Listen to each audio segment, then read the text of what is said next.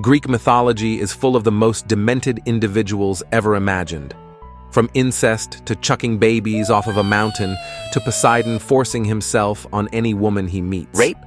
In light of that, some of the worst things they've done is to babies and children.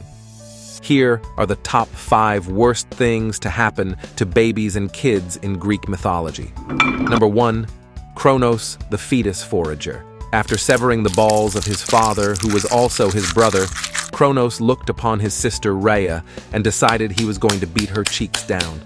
He didn't care, they were of the same mother he wanted to follow in his father's footsteps.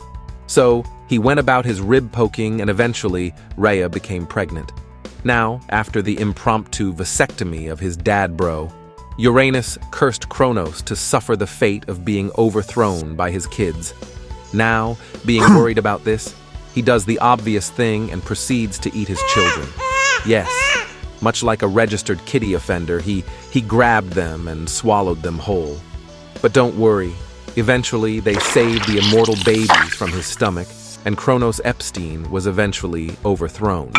Number 2, Hercules, the kid killer. You can call him many things like Slayer of the Nemean Lion or Meg's personal simp. It doesn't change the fact that he slaughtered his wife and kids. Yes, your boy Kratos was based off of the mighty man of valor himself. The events leading up to this consisted of killing his teacher with a lyre out of rage. After, he fought for King Creon and basically slaughtered his enemies for him. After saving his kingdom, King Creon saw it only fit to offer him Megaris' hand, Hercules' future victim. So they had children, aka more future victims, and all was well. That was until the Hera, Zeus's favorite woman to cheat on, cast a spell on him to drive him mad. He then proceeded to bludgeon his wife and kids. Unlike Kratos, he didn't descend into a rage-filled vengeance and slaughter everything within a 10-mile. He instead opted to redemption in the form of the 12 labors. Number 3, Zeus, the delinquent devourer. As if marrying his sister and regularly slaying her Dunes wasn't enough, Zeus got his aunt pregnant.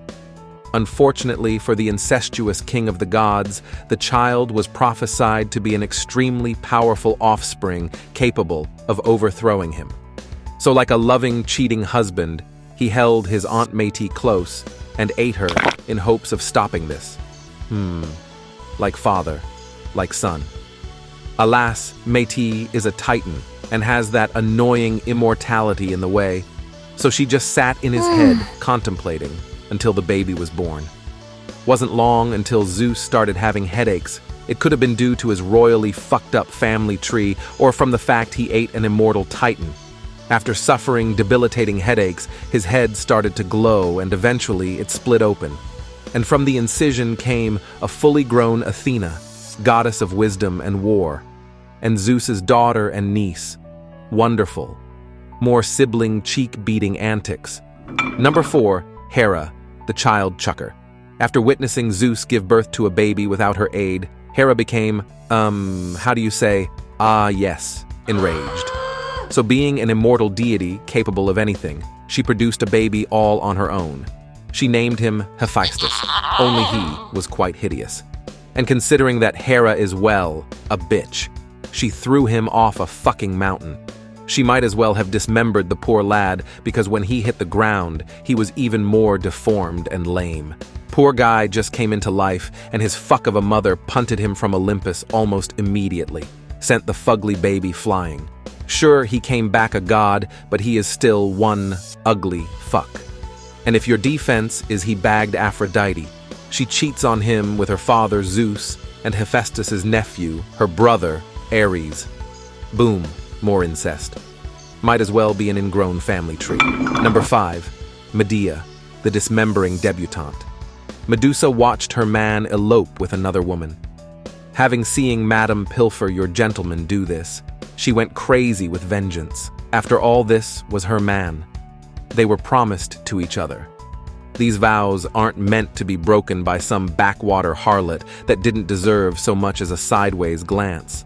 But he still chose her. Unfortunately for her husband, him and Medea had children. So as she was steadily going insane, she thought to herself the best way to get back at him. It wasn't the move on and become a better version of yourself method, or the find someone else route. She went for the dismembering all of her kids option. A bit extravagant and outlandish in my opinion, but who am I to judge? As of how she did it well, she took a knife and sawed of their body parts real cleanly so they died slow. Then sent a raven to break the news. There was no incest in this story, but I ask you, at what cost? Honorable mention. Tantalus, the sun slaughterer.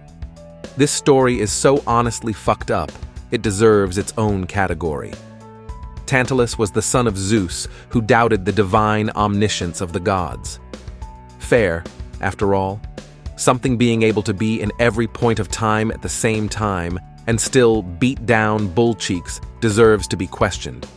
But as a king, you'd think he'd be doing more important things. His method was a bit demented. He basically went to his son, who was but a wee lad, and then killed him. He chopped him up and put his remains in a bag and trekked on to Mount Olympus. See, his test consisted of feeding the gods the butchered remains of his son and seeing if they would know. Now, being gods, they obviously knew of his seriously psychotic and deranged plan. So they refused to eat. However, Demeter, the woman who was whining over her recently kidnapped daughter, was too distracted and winded up smacking on child's shoulder. As for Tantalus's punishment, he was made to stand in a pool of water underneath a fruit tree with low branches. Whenever he reached for the fruit, the branches would rise and keep the fruit just out of reach. When he bent down to drink the water, it would recede before he could get a sip. This is the origin of the word tantalize. Mix that with immortality, and you've got one of the most deserving punishments ever known.